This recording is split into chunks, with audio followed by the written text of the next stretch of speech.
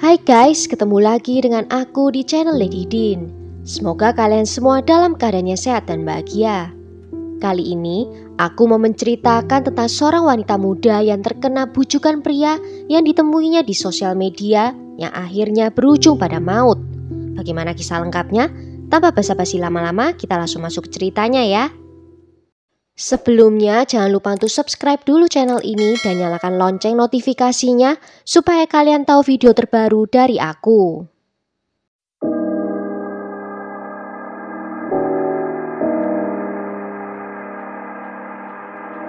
No sentence justifies what this monster has done to this family.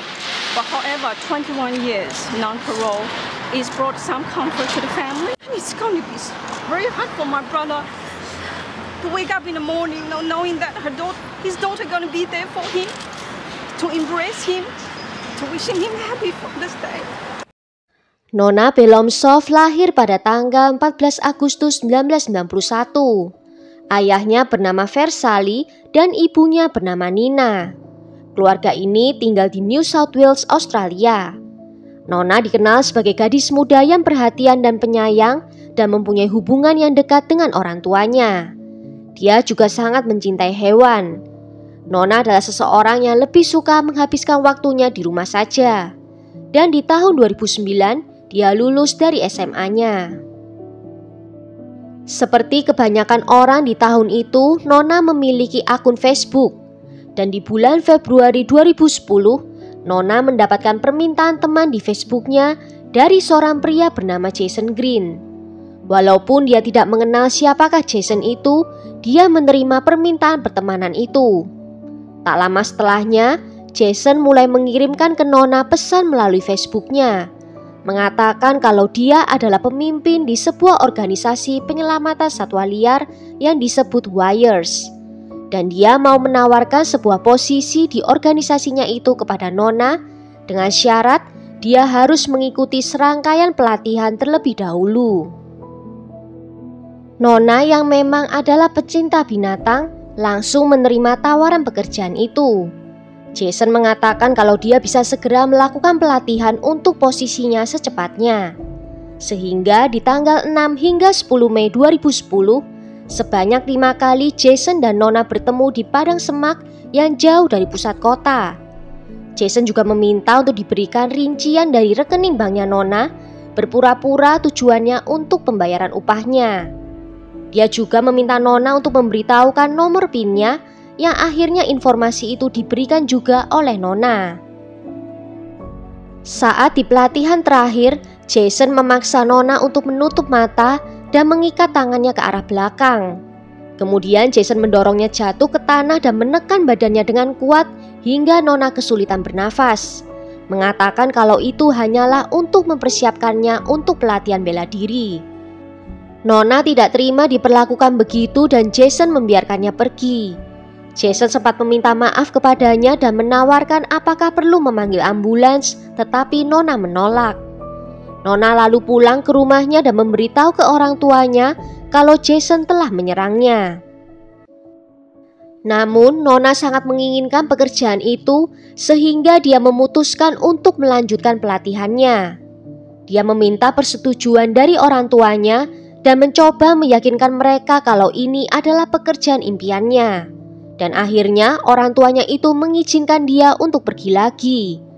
Di tanggal 12 Mei, Jason mengatur untuk melakukan pelatihan sambil berkemah di Smith Creek Reserve. Nona diberitahu juga kalau akan ada kandidat lainnya yang ikut pelatihan itu. Jadi walaupun dia merasa gugup, dia juga merasa tidak sabar untuk bisa mengikuti pelatihan itu. Di tanggal 12 Mei itu, dia berangkat dari rumahnya di pukul 9 pagi dan itu adalah terakhir kalinya orang tuanya melihat Nona dalam keadaan hidup. Keesokan harinya, Nona tidak kembali pulang ke rumah. Orang tuanya mencoba untuk menghubungi organisasi satwa yang dimaksud oleh Nona dengan tujuan untuk menanyakan tentang program pelatihan. Dan pihak organisasi mengatakan kalau mereka tidak sedang mengadakan program pelatihan apapun.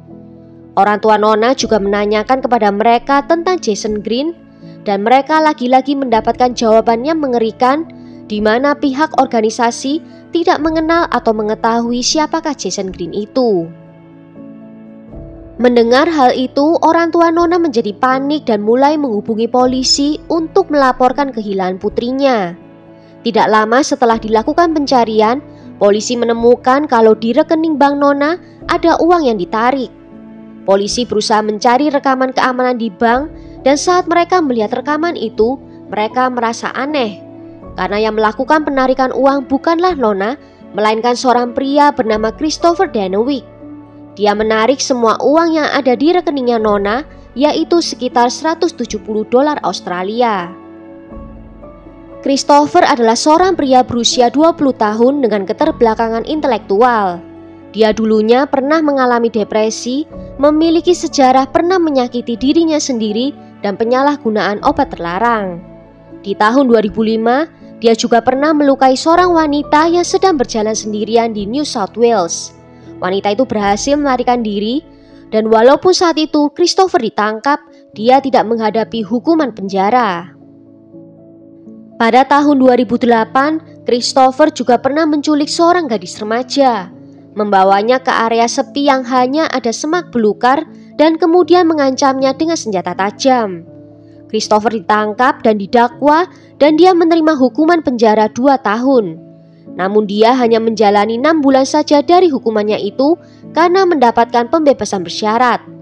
Dan 8 hari setelah bebas, Christopher membuat akun di sebuah situs kencan Oasis aktif, di mana dia di situ bertemu dengan Nona. Di akun itu, dia membaca profilnya Nona yang menulis kalau dia sangat mencintai hewan. Sehingga Christopher juga membuat akun Facebook dengan nama Jason Green, dan rupanya Jason itu hanyalah identitas palsu yang dibuat oleh Christopher. Dia kemudian mengajak Nona untuk berteman di Facebooknya. Karena rekaman CCTV saat mengambil uang itu, Christopher menjadi satu-satunya tersangka dalam kasus ini. Dia berhasil ditangkap pada tanggal 14 Mei, dan dalam interogasinya, dia setuju untuk membawa polisi ke tempat di mana dia meninggalkan tubuhnya Nona. Setelah melakukan pencarian, polisi menemukan tubuh tak bernyawa Nona tenggelam di sungai. Dia ditemukan dengan pakaiannya masih lengkap dan matanya ditutupi dengan kain, dan barang-barangnya berserakan di sekitarnya. Jaksa yang melihat foto itu mengatakan kalau pembunuhan ini sepertinya sudah dipersiapkan sebelumnya. Christopher mengaku kalau dia telah membuat identitas palsu untuk mencoba merayu Nona. Tetapi Christopher mengatakan kepada polisi kalau dia tidak tahu apa yang terjadi. Sambil menangis dia mengatakan kalau saat itu dia pingsan, dan saat terbangun dia sudah melihat Nona sudah terbaring menghadap ke bawah di dalam sungai. Melihat itu Christopher menjadi ketakutan dan pergi meninggalkan tempat kejadian. Namun sebelum pergi, dia sempat mengambil kartu ATM Nona terlebih dahulu. Selagi menunggu waktu persidangannya, Christopher memberitahu teman satu selnya cerita yang sama sekali berbeda. Christopher mengklaim kepada temannya itu kalau dia sebenarnya bertengkar dengan Nona di malam hari itu, dan dia mendorongnya sehingga Nona terjatuh dan kepalanya terantuk batu. Dan kemudian dia menahan badannya Nona selama 2 menit di bawah air hingga dia tenggelam di sungai itu.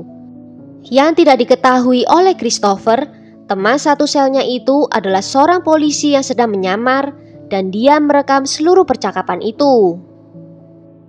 Christopher dinyatakan bersalah dan dijatuhi hukuman 27 tahun di penjara dengan periode non-pembebasan selama 21 tahun.